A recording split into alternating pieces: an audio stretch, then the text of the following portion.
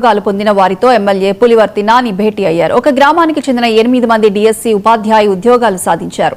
ఈ సందర్భంగా డీఎస్సీపై వైసీపీ చేస్తున్న ఆరోపణలను ఎమ్మెల్యే ఖండించారు. అర్హత, ప్రతిభతోనే అభ్యర్థులు ఉద్యోగాలు సాధించారని స్పష్టం చేశారు.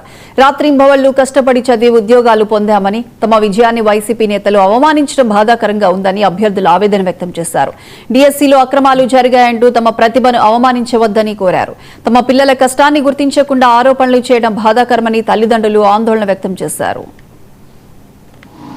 వ్యవసాయం చేసుకుంటూ ఒకవేళ వ్యవసాయం అతను వాళ్ళ స్థలం లేదంటే పక్కన కూలికి వెళ్తూ బతికే కుటుంబాలు ఈ పంచాయతీలు. అటువంటి కుటుంబాల్లో సోదరులు 2016, 2015 నుంచి చదివితే ఈరోజు డిఎస్సి వచ్చింది. వాళ్ళు అంత హ్యాపీగా ఉన్నారు. అటువంటిది వీళ్ళు చేస్తున్నటువంటి వైసీపీ చేస్తున్నటువంటి దుష్ప్రచారం వల్ల వాళ్ళ కుటుంబాల్లో కూడా మానసిక శోభ అనుభవిస్తున్నారు. వీళ్ళ రాక్షస ఆనందం కోసం ప్రభుత్వం పైన నిందేయాలనే ఉద్దేశంతో ఎక్కడా ప్రభుత్వానికి ఎన్డీఏ కూటమిలో చంద్రబాబు నాయుడు గారికి, పవన్ కళ్యాణ్ గారికి, లోకేష్ బాబు గారికి ఎక్కడ మంచి పేరు వచ్చింది డిఎస్సీల వల్ల అంటే 2019 నుంచి 2024 వరకు వాళ్ళు డిఎస్సీ ఇస్తానన్నారు.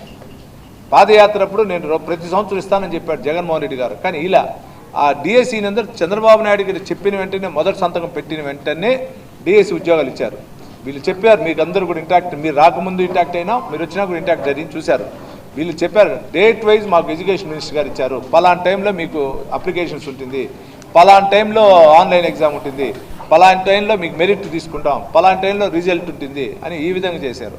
అంటే మీరు ఒకసారి ఆలోచించాలి. వీళ్ళ మాటల ప్రకారమే ఎక్కడ జరిగిందా లేదు. స్పోర్ట్స్ గురించి చెప్పారు, స్పోర్ట్స్ గురించి వాళ్ళు చెప్పారు. అన్ని ఆన్లైన్లో శాప్కి సంబంధించిన మినిస్టర్ గారు కానీ, క్రీడా శాఖ మంత్రి గారు కానీ, శాప్ చైర్మన్ కానీ, ఐఏఎస్ల అధికారులు కానీ, మన ఎడ్యుకేషన్ మినిస్టర్ కానీ వెబ్సైట్లో పెట్టారు. ఏపీ డీఎస్సీ అక్రమాలపై సిబిఐ విచారణకు